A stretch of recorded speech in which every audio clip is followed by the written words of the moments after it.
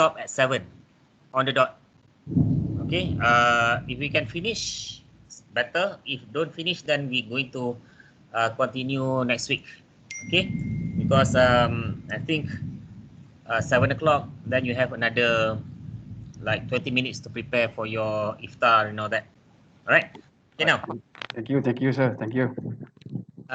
directors, yeah. Okay, powers and duties. Now, previously we have talked about companies. Okay, the what we talk about this separate entity, separate legal entity of companies and all that. Now we're going to focus on the directors. Okay, especially the duties and responsibility of directors, because this is the core, what I call this core topic or subtopic of a company or company law, because most of the time, if there is any question in exam pertaining to company law, usually we'll talk about duties directors, directors duties. Okay, so um, just give some concentration or attention to this subtopic. Okay, power and duties of directors. Right, the thunder, all those what they call this effect, the sound effect. Now, Heavy rains, yeah.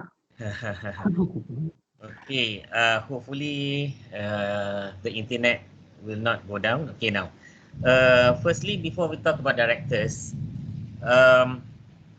we need to look at the appointment of directors. Okay, appointment of directors according to section 196 subsection 1. A private company shall have a minimum of one director, and public company shall have minimum of two directors. Okay, this is the bit different from the previous Companies Act to 1965, whereby previously private company must have at least two directors.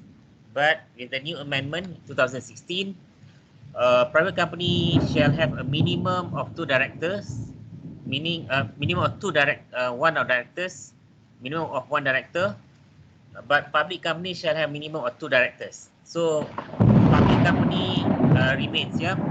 It's just that private company, you can choose to have one director, at least one director, but you can have more. Okay, you can have more, but minimum is one. And this director must reside in Malaysia and also have principal place of residence in Malaysia. So if you look at the sentence of 196 subsection 4, it says that director must be ordinarily resides in Malaysia. It doesn't say that a director must be Malaysian. It doesn't talk about citizenship. Means you can be of non-Malaysian citizen but still become a director in a Malaysian company. However, you must have a principal place of residence here in Malaysia, and you are staying here in Malaysia. Okay, so here it doesn't say it's about citizenship. All right, you can be a non-Malaysian to become a director here in Malaysia. Section 202, okay, section 201, before you become a director, you must consent, you must give your consent to become a director. Why? Because when you become a director, it comes together with the responsibility. Okay. Now, section 202, subsection 1 and 2, you can be appointed as a director during the incorporation of the company, or if you become a director after the incorporation of the company, it need to be by way of ordinary resolution. Right? Now, that is for the appointment, but you also can be removed from being a director by way of ordinary resolution. Okay, this ordinary resolution if you wanted to be removed as a director, um, a company can move an ordinary resolution, but it requires special notice, okay, by way of section 206 subsection 3. And when you give a special notice to the shareholders to remove a certain director, a director must, or you must include the written explanation from that director. Or if you don't send that written representation, um, that written explanation need to be read out to the shareholders during the uh, annual general meeting or during the extraordinary general meeting. Okay. This is because when you wanted to remove a director from his or her directorship, you must give the director a chance of representation to explain why they shouldn't be removed as a director. All right. Okay. This is very technical. All right now. If you have been appointed as a director, you can be disqualified from being a director. According to section 198 subsection 1, you can be disqualified from being a director if you are being a undischarged bankrupt. Meaning, if you are a bankrupt, then you cannot become a director. One of the reasons because as a director, you need to consent. Okay, you need to consent, you need to enter into a contract with the company to become a director. So as a bankrupt, you cannot, you do not have the capacity to enter into a contract. Okay, section 15 of the Contract Act. So if you do not have the capacity to enter into a contract, so you cannot enter a contract with the company. Again, if you are undischarged bankrupt, basically people who are bankrupt are those who cannot manage their own financial affairs. So if you don't really have the skill to manage your own affairs, your own financial affairs, how can we trust you to become a director to manage the financial affairs of the company? And the third reason being,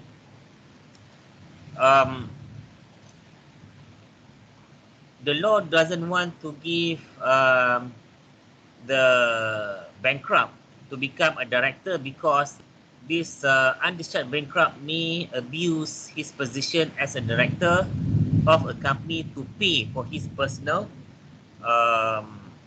debt, okay, to discharge him from bankrupt. So we do not want to give that kind of opportunity to this undischarged bankrupt to become a director. Secondly, if you have been convicted in any offence relating to the promotion, formation, or management of a corporation. Previously, when we talk about companies, we talk about a promoter, correct? So a promoter, when let's say you become a promoter, then you have been convicted of any offence while you are being a promoter. Maybe you have breach of contract or breach of trust, for example. So you cannot become a director. Third one, if you have been convicted of an offence involving bribery, fraud, or dishonesty. Again, when you wanted to become a director, basically you need to have a good track record before you can become a director. If you have been convicted of any bribery, fraud, or dishonesty, we do not want any of these people to become a director. Okay. Second loss, if that person has been disqualified by the court for any reason, the court has disqualified this person from being a director, so he cannot become a director. And lastly, if this person be convicted of any offence under section 213, 217, 218, 228, and 539. Section 213 is a section on the director's duties. All right, we're going to talk about this when we talk about director's duty and obligation. Now, you can also resign from being a director. For example, section 208 subsection 1. How are you going to vacate the post of directorship? One, you give notice to resign. This notice must be given to the company at the address, registered address. Usually the registered address is with the company secretary, okay, company secretary firm. Secondly, if you are retired, okay, if you're retired, then you're going to vacate the office of the director. Thirdly, if you have been removed, okay, removed from the directorship. Remember when we, the previous slide, when we say that a company can remove the director from the directorship.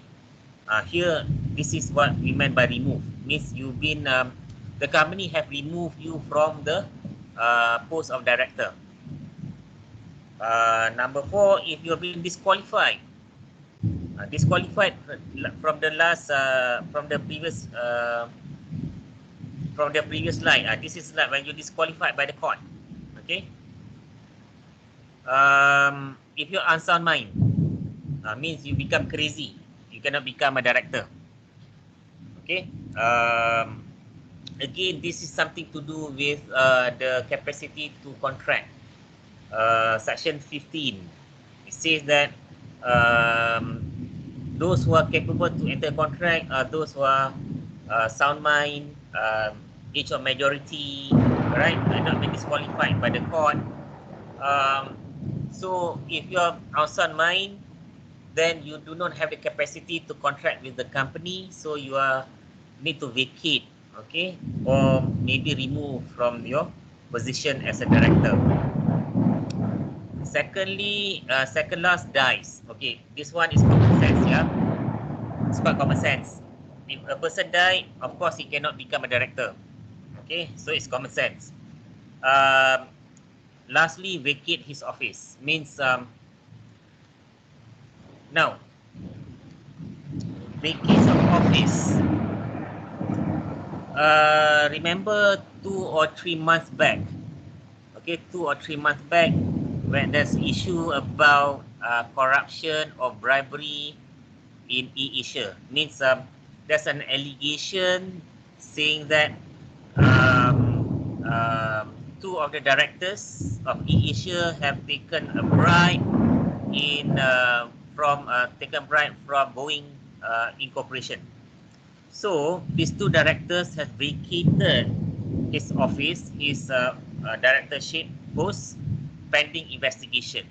So pending investigation, they have vacated the office. So they are not a director at that point of time. Okay. So I heard that last month the allegation proven to be not true. So they resumed their position as a director. All right. Now, duties and responsibilities. Okay, if you look at section 2, on the meeting of directors. Okay, directors shall include the CEOs, the CFO, the COO, or any other person responsible for the management of the company. Now, these include shadow directors. Okay, shadow directors means that person do not have a title of a director. He may be a tea lady, or he may be a driver. He may be a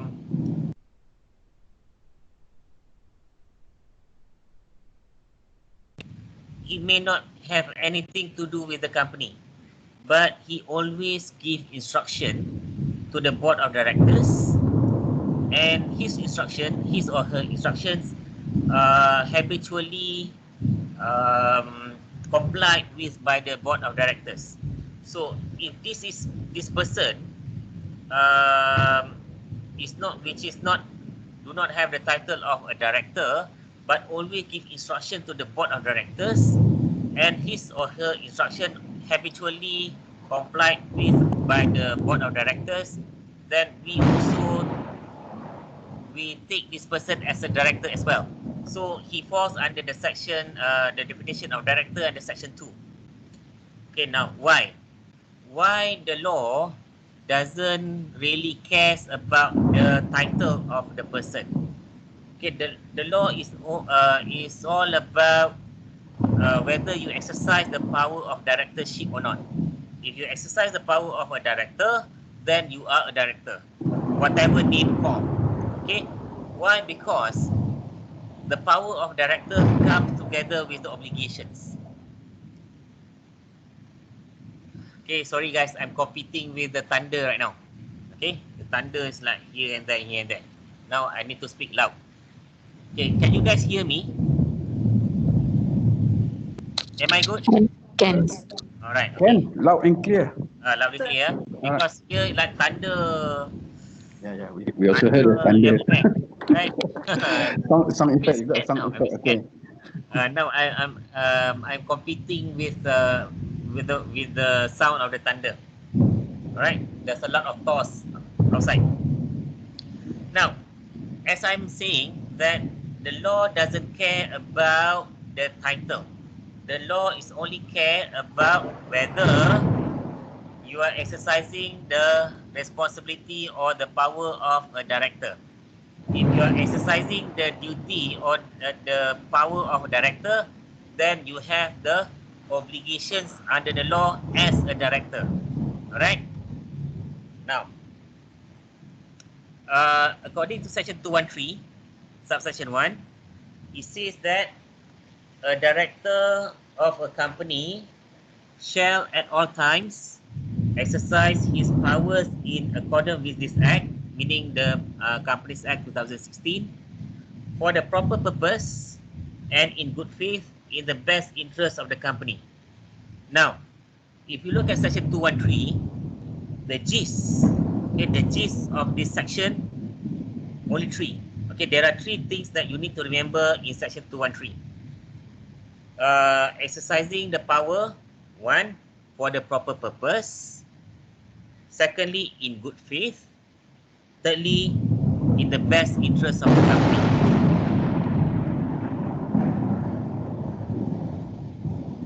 Alright, 3 things. Proper purpose, good faith, best interest of the company. So whatever you do, okay, in exercising your power under the Companies Act or under the company as a director, you must do it for the proper purpose, in good faith, and for the best interest of the company. So what is these 3 things? We're going to talk about these 3 things, okay? Now, in the case of Zaharin Haji Zakaria, again, Red Max Sdn Bhd, 2016, volume 7, current law journal at page 380. Okay, this is an excerpt of what the judge held in this case. The judge says that, in other words, a director of a company has to give his all to serve in the best interest of the company, of which he is a director. As a fiduciary, the company is backed up by the statutory provision to expect nothing less from its director. Gone are the days when a director can be heard to say that he was a sleeping director and expect to escape liability. His duty may appear onerous, but that is to be expected as he is part of alter ego of the company. He is a fiduciary, a trustee. It is not his business to act like a rogue, much less to act to the detriment of the company. Now, there are 2 things that can take away of this case. 1, Zaharin Haji Zakaria case is talking about duty of directors under the Companies Act 2016. Secondly, the judge says that apart from duty under the Companies Act 2016, directors also have duty under fiduciary duty. Okay, so there are two types of duty here for directors. 1, under the Companies Act 2016. Secondly, a director is under fiduciary duty. Okay, so what are the fiduciary duties? We're going to talk about this later. I just want, right now, we're going to concentrate on obligations under the Companies Act 2016. Now, we look at the best interest of the companies. Okay, what is the meaning of best interest of the company? According to the case of Petra Perdana Berhad against Tengku Datuk Ibrahim Petra, Tengku Indra Petra and others, 2015, Volume 8, Current Law Journal at the page of 856. This case is at the Court of Appeal. Okay, as the Court of Appeal. Now, what happened in this case? In this case, the issue was whether the director had breached its duty to act on the best interest of the company under old company law. Means under Companies Act 1965. But the gist is the same. Yeah, the section of the gist of the section is still the same. So what happened was, in this case, the shareholder had passed certain resolution to set a limit on divestment of certain company asset, i.e. shares held in the other company. Meaning to say, Petra Perdana Berhad had, the shareholders had set the limit of the certain limit to the directors. What are the directors can do? How much the director can sell off their asset or shares in other company, because this company Petra Perdana, they also have shares in other company as well. So the shareholders of Petra Perdana has set the limit, okay, the authority limit to the directors on how much can they divest shares in other companies. And what happened was, the director, this particular director, had exceeded this limit. Meaning this director had exceeded his authority limit when divesting the shares. So now the issue is whether the shareholders' resolution limiting the power of the director is best interest of the company. Okay, so we look at what the court held. The court held that for the best interest of the company, the Court of Appeal held that the shareholders' resolution provided a barometer as to what the shareholders gauged as being the best interest of the company.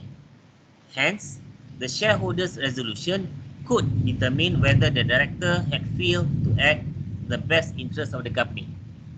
So, I would like to remind all of you, the word best interest of the company has a very large or very wide definition.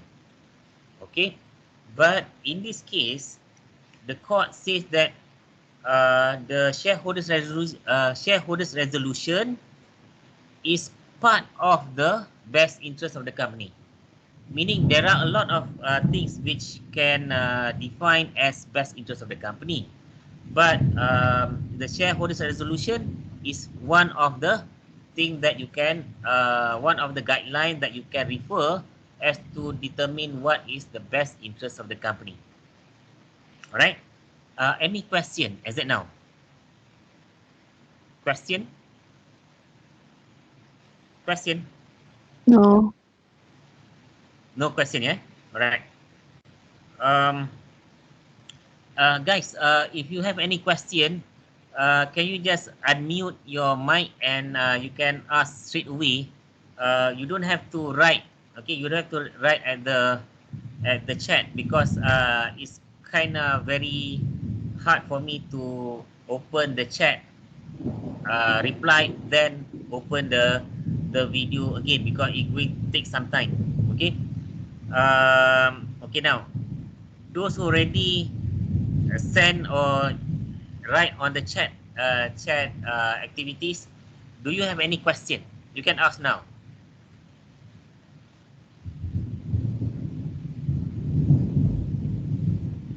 Okay, no question, yeah? Okay. Okay, those who are already write something on the chat, I just reply later, yeah, after the class. Okay. Now, next slide. Okay, what's the meaning of for a proper purpose? Okay, remember just now when we talk about section 213, duty of responsibility of directors, one is acted for a proper purpose, good faith and best interest of the company. So previously and the last slide, we have talked about for the best interest of the company.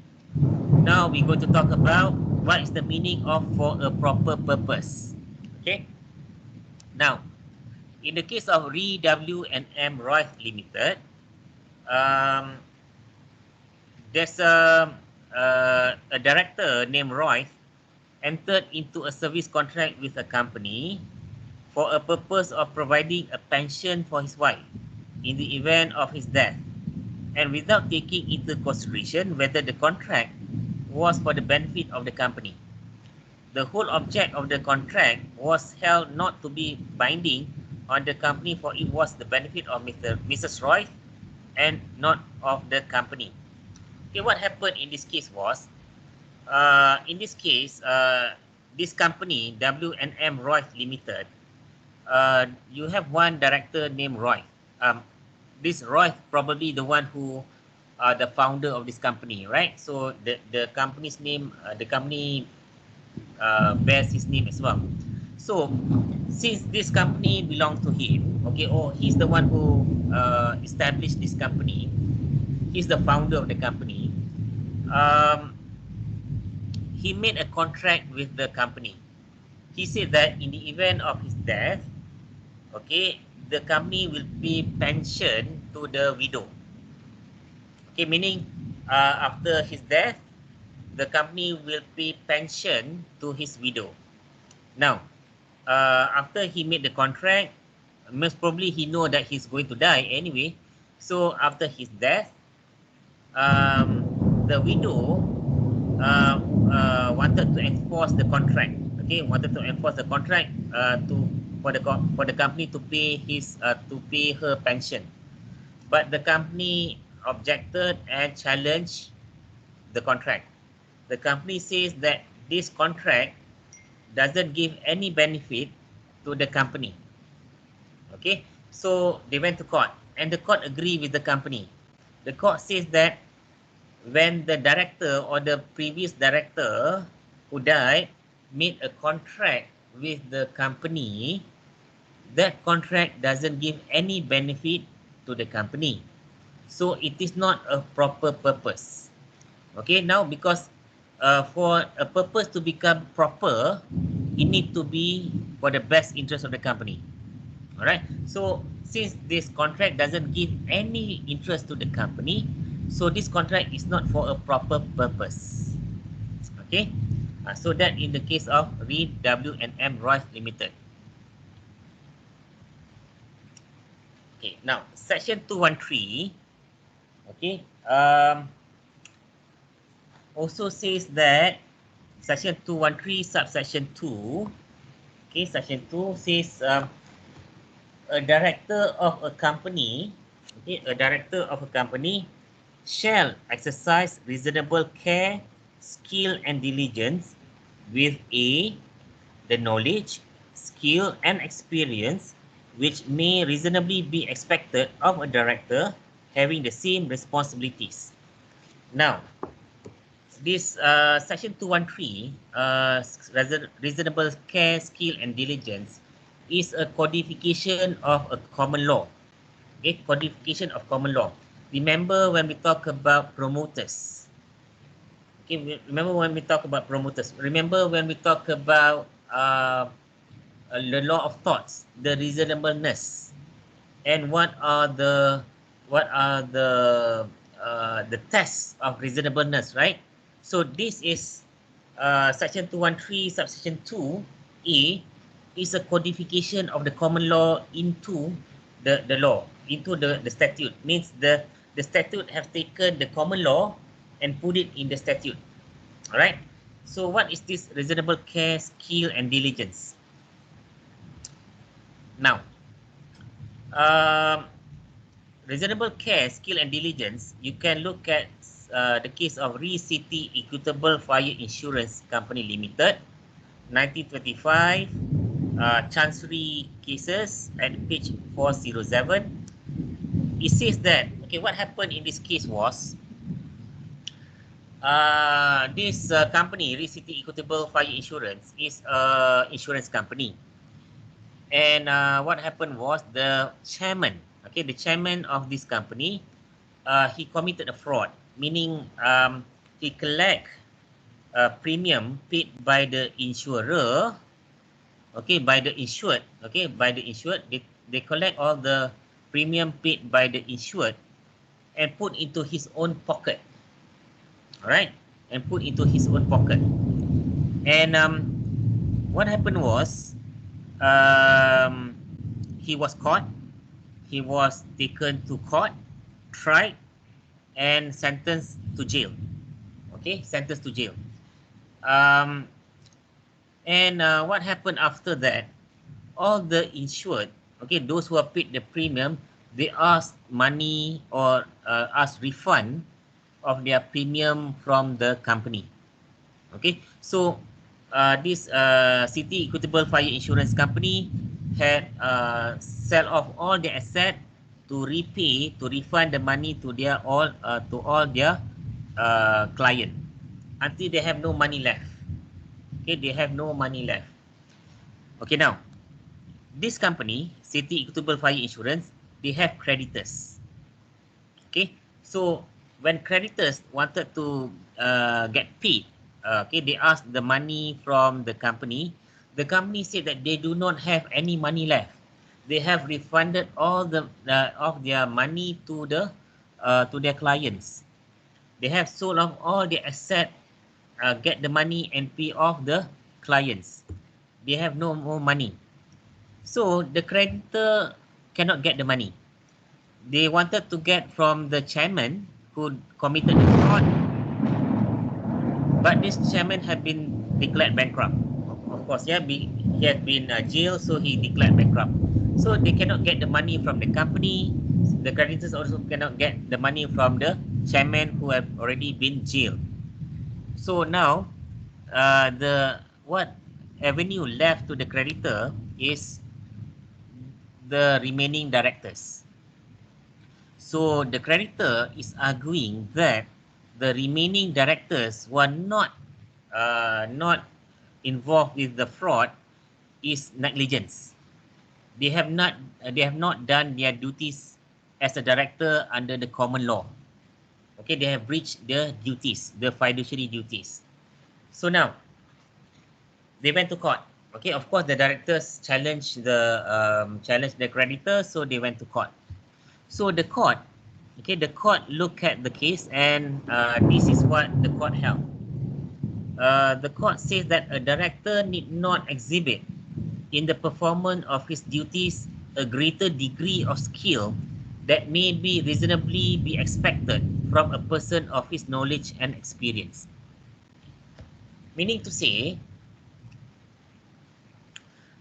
the court doesn't say that a director must be expert, okay, in his field. For example, in this case, this is a fire insurance company. The court says that the director may not be an expert in what do you call this, in maths, or in health, for example, because it's fire insurance company. So so you just need to exhibit a reasonable skill or knowledge expected from a director. You may not be an expert, but you must have that minimum reasonable knowledge and experience as a director. Right? Secondly, a director is not bound to give continuous attention to the affairs of the company. Meaning to say, you don't have to be in the office 24/7. You don't have to attend every meetings of board directors meeting. You can send your proxies to the directors meeting. That is what the court says. Secondly, it is justified entrusting the official of the company to perform his duties honestly. Alright, meaning to say, as a director, you have the right to rely on the report given to you by your officers. For example, let's say as a director, you wanted to see the financial statement of the company. So you call your internal auditor or your internal accountant to give you the report. So when they give you the report, you look at the report, and if you rely on the report, then you are okay. Okay, meaning you can rely on the accuracy of the report. But you also need to remember, the court says that you must have a reasonable knowledge and experience as a director. So if the accountant, the company's accountant or the company's auditors give you a financial report, which from the look of it, just when you look on the surface, it all looks good, then it's okay for you to rely on the report, the accuracy of the report. But if you look at the report and something wrong, as a reasonable knowledge and experience director, you should have picked up that flaw, the inaccuracy of the report. Then if you cannot detect that flaw or that error, then you still be liable under the common law. For example, I'll give you one example. Let's say you are a company selling curry puff. Okay, you are a company selling curry puff. Then you look at the financial report. There is a entry saying that you are buying an apartment for 5.5 million. Okay, so as a director of a minimum knowledge and experience, you know that your core business is selling curry puff. Why on earth there is a transactions buying apartment for 5.5 million? What is buying apartment got to do with selling curry puff? Okay, so if the entry shows there's an payment for buying apartment for 5.5 million, as an experienced director, a reasonable experienced director, you should have picked up that issue and query the auditor or query the accountant, what is this? But if you fail to pick up the error, then you still liable under the law. Right? Okay, any question at this stage? No question. All right. Okay. Yes. Yeah. How expert atau I want to say that I want to ask you, if you are the directors, how much that you must to take care so that the people will not sue you? People will not sue you. Will not sue you. okay. Okay. So you're not liable under Section 213. Yes. Right. How much the what we call it, the parameter? Okay. Unfortunately, I can't really tell you what is the parameters, because the only guideline that we have is reasonable care, skill, and diligence. All right, reasonable care, skill, and diligence. And are you being reasonable when you exercise your powers? Are you being reasonable? Okay, there are two things. Okay, Section 213, the one of the parameters is it must be for the best interest of the company. All right. Secondly, when you exercise that power for the best interest of the company, you must exercise reasonable skill, care, and diligence. I'll give you one example. Let's say during this economic downturn, for example, okay, this economic downturn, you need to make a business decision. Okay, you need to make a business decision. If you look here, Section 214, there is a section on exercising business decision. Okay, now, as a director, the buck stop with you. Okay, you need to make a decision. So now, when you make decision during this pandemic or not, let's say you are there's one decision that you need to make whether to expand your business. Let's say last time you do not have any online presence, so now you need to make decision whether you wanted to be present online. Okay, you need to have your present online. You wanted to sell your product online. So this is something which you need to make a decision. And let's say for the best interest of the company, you said that going forward in the new norm, we're going to be present online. We're going to sell our product online. All right. So you make decision to sell your product online. Okay. So business decision.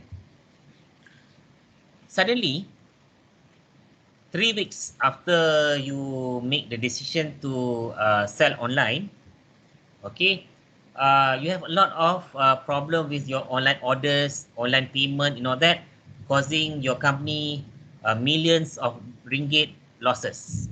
Okay, your company lost millions of ringgit. Now, basically, that's wrong somewhere. Okay, you make the wrong decision somewhere. All right. Now, let's assume the shareholders wanted to sue you as a director. The shareholders say that, look, you had caused the company millions of dollars losses. Okay. Now, what do you need to tell the court?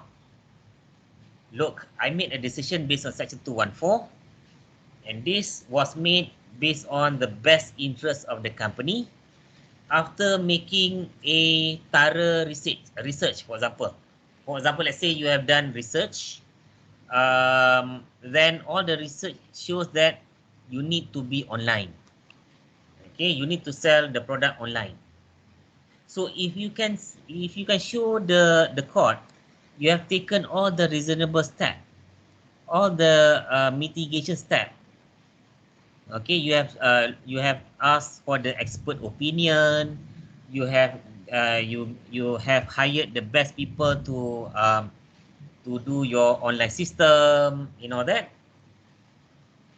Then you cannot be sued under reasonable under Section 213, meaning to say you have proven that you acted on the best interest of the company.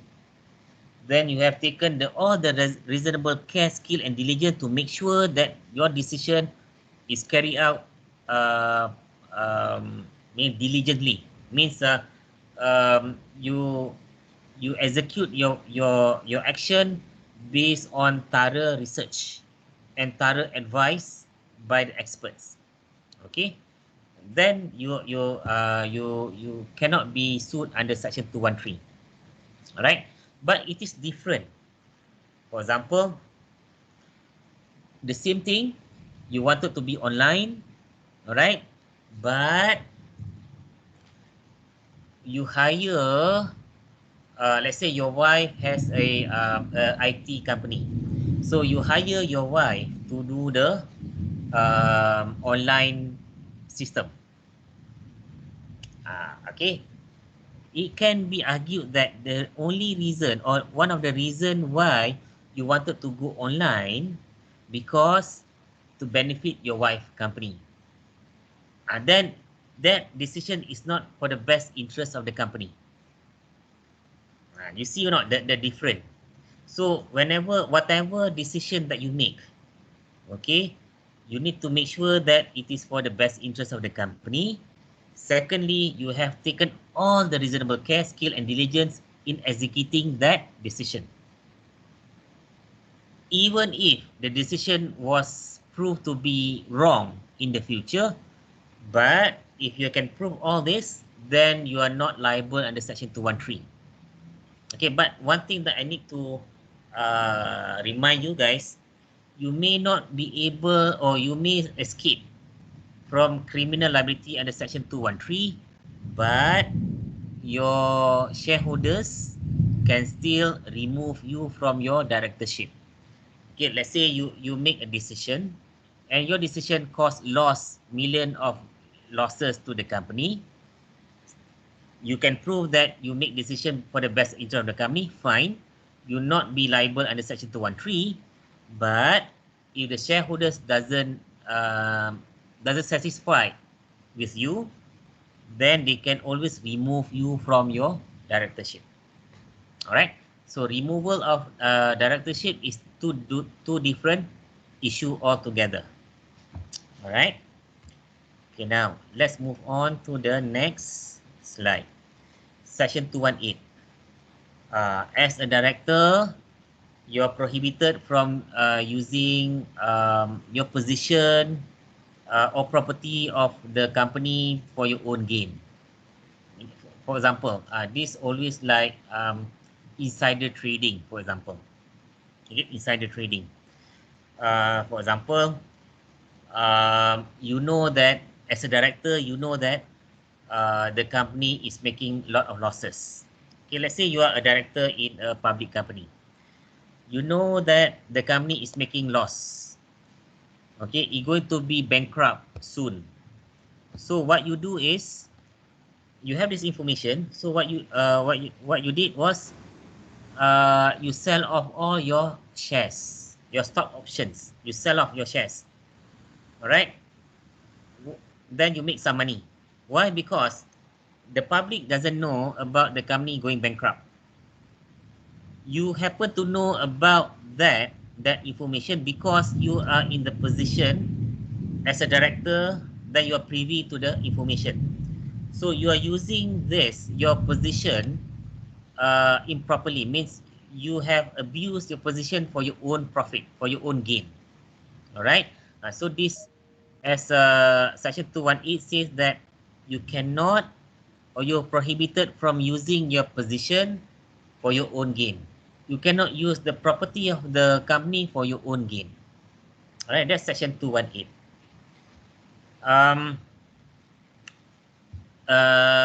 In the case of Aberdeen Railways Company against Blakey Brothers, in the year 1843 to 1880, All England Report, page 249, this is a decision by the House of Lords. Now, in this case, the directors, the court says that the directors are a body to whom is delegated the duty of managing the general affairs of the company. A corporate body can only act as agent. Okay, now meaning to say, he's saying that the director is an agent to the company. And it is, of course, the duty of those agents, meaning the directors, so as to act as the best to promote the interests of the corporation whose affairs they are conducting. Okay, now, from this sentence, we know that the law, okay, the common law regards directors as agent to the company. So we know that whatever we learn, okay, whatever we learn in the law of agency is also applicable to directors. That's why agent have fiduciary duties, promoter have fiduciary duties, director also have fiduciary duties. Okay. Such agents have duties to discharge of fiduciary duties to its principal. And it is a rule of universal application that no one having such duties to discharge shall be allowed to enter into engagement in which he has or can have a personal interest conflicting or possibly may conflict with the interest of those who is bound to protect. Okay, now, according to the fiduciary duties, okay, fiduciary duties is the common law, English law. It says that not in one instance a director can put himself into a position whereby his interest is conflicting with the company's interests. Okay, so if you think that there will be a conflicting interest, then you need to back up, meaning you need to not to enter into the contract. But you compare this with Section 219 and 221. Okay, because of the common law is very strict. The moment you realize that there will be a conflict of interest, then you need to back off. You need not to enter into the contract. You need to get your way out of the conflict. But according to section 219 and 221, it says that 2219 is about general duty to make disclosure. 221 says about disclosure of interest in contracts, proposed contracts, property, officers, etc. So now, under the common law, it's very strict. Not a single instance that you can put yourself into conflict of interest. But section 219 and section 221 is a bit relaxed. It says that if a director think or realize that there will be a conflict of interest, then what you need to do is just to make a disclosure to the company that you have an interest in in that contract. For example, this director is a director for company A and company B. And company A and company B is about to enter into a contract. Okay, so what this director need to do, because this director is a common director for company A and company B. So what this director need to do is to make a disclosure to the company A and company B saying that, hey, look guys, I am a common director for company A and company B. So there will be a conflict of interest in this contract. So I need to step out from the meeting and you guys need to decide whether to proceed with the contract or not. Why? Why you need to make a disclosure? One reason is Section 213 says that you need to act on the best interest of the company. Now, if you are a common director for company A and company B, and you are allowed to make a decision whether to enter into that contract between company A and company B. So when you make a decision for company A, are you making a decision for the best interest of company A or for the best interest of company B? And then when you go outside, you go to company B, you wanted to make a decision whether to enter into contract with company A. Are you making a decision for the best interest of company B, or are you making a best interest decision for company A? Although you can say that you're very certain, you're very clear that you do not, you're very professional. When you go to the company's A meeting, you are making a decision for the best interest of company A, not for company B. Even if you can prove that, but there's always doubt lingering around your head. Why? Because there's always a perception that you are not acting on the best interest of that company. So the law doesn't want this perception. Okay, the law says that the moment you realize that you may be in conflict of interest, you need to make a disclosure. Once you make a disclosure, then you are okay. Okay, compare this with common law. Common law says if there's conflict of interest, you need to back off. But section 219 and 221 says that if there is a conflict of interest, what you need to do is to make a disclosure. So if we have a conflicting position between common law and position in the Companies Act 2016, then the position of Companies Act 2016 prevail. Means Companies Act 2016 supersede the common law. Okay, so next time or in future, if you are in that position, you just need to make a disclosure to the company. Full and frank disclosure. Okay. Now, again, as a fiduciary duties, as a director, you have fiduciary duties to the company. Same fiduciary duties, you cannot make secret profit. Okay. In the case of Cook and Dix, 3 out of 4 directors in a Canadian railway company diverted a contract in which the company was interested to another company formed by them. Okay, now what happened? Ialah, in Canadian Railways, there are 4 directors. Okay, 4 directors. 3 of the directors, they open up another company, their own company. All right. And when Canadian Railways wanted to buy something, okay, a raw materials, then these three directors, they make a decision that Canadian Railways going to buy the raw materials from their own company. Okay, the company that they have formed, these three. So the court says that it was held that the contract was one of which in equity belonged to the company, meaning the Canadian Railways, and the director must hold it on behalf of the Canadian Railways. Meaning to say, when Canadian Railways pay the money to their company, the directors, these three directors, need to hold the money as a trust for Canadian Railways. And they need to return the money to Canadian Railways. Meaning to say, these three directors cannot take the money. They need to return the money to the Canadian Railways. The same thing when we talk about the case, that case in the when we talk about promoter. Okay, when we talk about promoter, whereby you cannot make secret profit. As an agent, you cannot make a secret profit. So under the common law recognized that the directors are the agent for the company. Why? Because the directors are acting on behalf of the company. We know that a company is a separate legal personality from its shareholders, but the company is a body without a soul. Okay, they cannot think or they cannot move on their own. So who's going to think and move the company? The directors. So the director are now acting on behalf of the company to enter into contract and etc.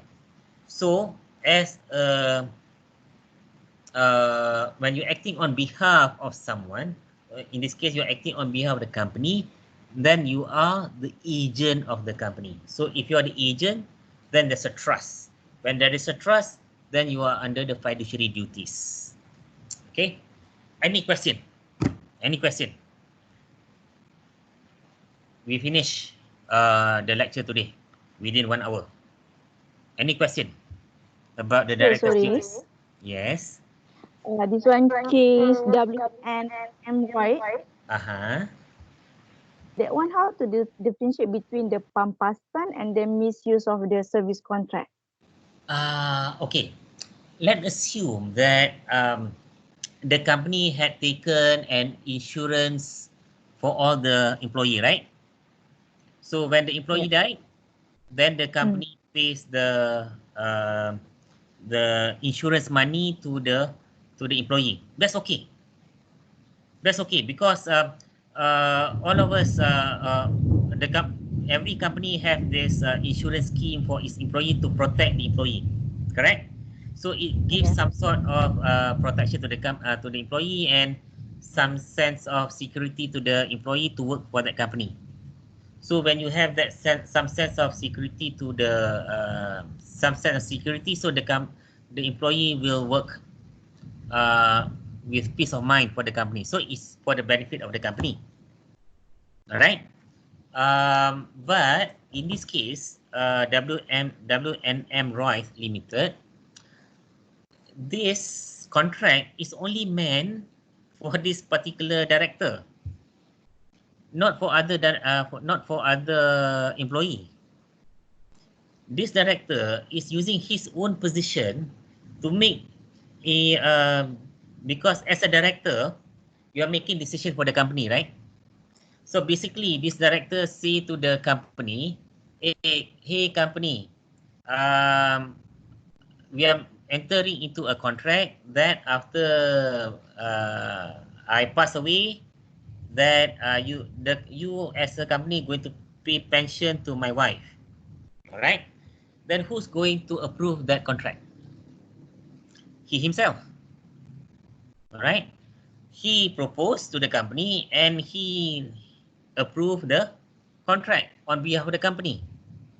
So he abused his position as a director for his personal interest, meaning, well, he died, but that contract doesn't give any interest to the company. Okay, now, if the company pay pension to the widow, how's that contribute to the profit of the company? No, right? There's no profit. The company doesn't get anything from that. Correct? So, the court says that no, that when the director do that, it's not for the proper purpose. Because the proper purpose under section 213, it need to be for the benefit of the company. So if the company paying pension to the widow, it doesn't give any benefit to the company. So if according to section 213, the director had breached his duty under section 213. Of course, in the case of RWNF Roth Limited, they are using the common law, okay. But the common law also use the word for a proper purpose. So how do we know how to define the wording for a proper purpose? Then we look at how English cases define for a proper purpose. The same thing when we talk about best interest of the company, for example. What is the meaning of best interest of the company? We do not have a guideline. So we ask the court, what is the meaning of best interest of the company? Right? Any other question? Question? Or you guys already on the dining table for iftar? Huh? Prof, I have a question about section 213. About reasonable care and skill and diligence on the case of receipt equitable fire insurance. So, does it mean that the duties and responsibilities of director must be put in very low minimum requirement? Pardon me, what's your question again? It's about the case of receipt equitable fire insurance. All right. So, does it mean that the court held that the requirement for the director is quite low for their reasonable care and skill? Well, it's not that the court put a very low benchmark for the directors. It's just that for example, let's say you wanted to become a director for Petronas, for example. Okay, Petronas. So to become a director for Petronas, you need to show a reasonable knowledge and experience of being a director for Petronas. Compare that if you become a director for, let's say, Shahrin Sdn Bhd, for example. Okay, now Shahrin Sdn Bhd may not be as big as Petronas.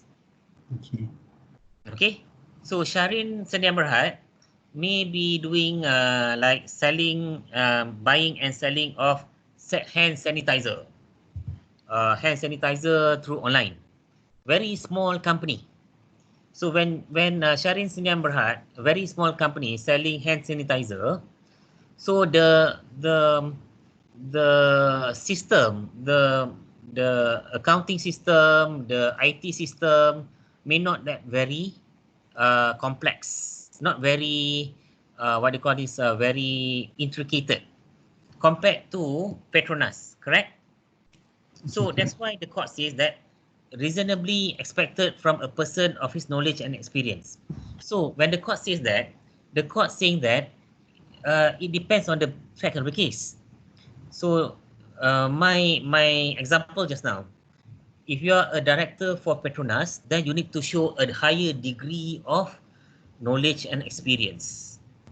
But if you are a director for Shahrin Sdn Bhd, selling hand sanitizer through online, then the court doesn't put a high degree of knowledge and experience compared to director of Petronas. Why? Because Petronas and Shahrin Sdn Bhd, two different companies and two Petronas have a very complex system, very high stakes. Okay, it involve the rakyat's money, but Shahrin Sdn Bhd is very small company.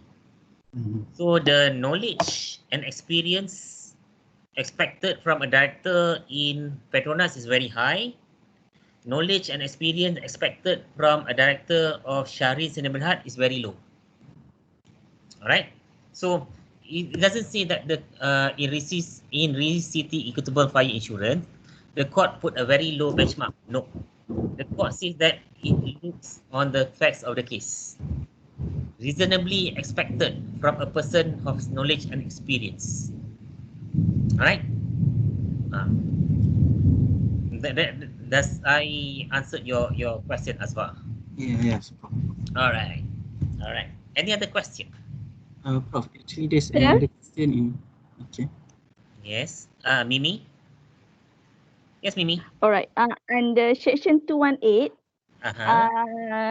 it stated that misuse of his position kan? Yes. But what if the director use his position as a director by, let's say, approve the credit paper and approve credit paper? Credit paper, yeah. For example, giving project lah. Okay. Okay. Then it give benefit to the bank. Is it considered as misuse also or improper use also? Benefit to the bank? Okay. Because we give financing to the client kan, to the client. So this director approve that credit paper. I mean, approve the financing paper. By right, the paper tak boleh approve lah. Okay. But by approve that paper, he give income to the bank. Is it considered as improper use also? Alright. For section 218 is for his personal interest. Oh.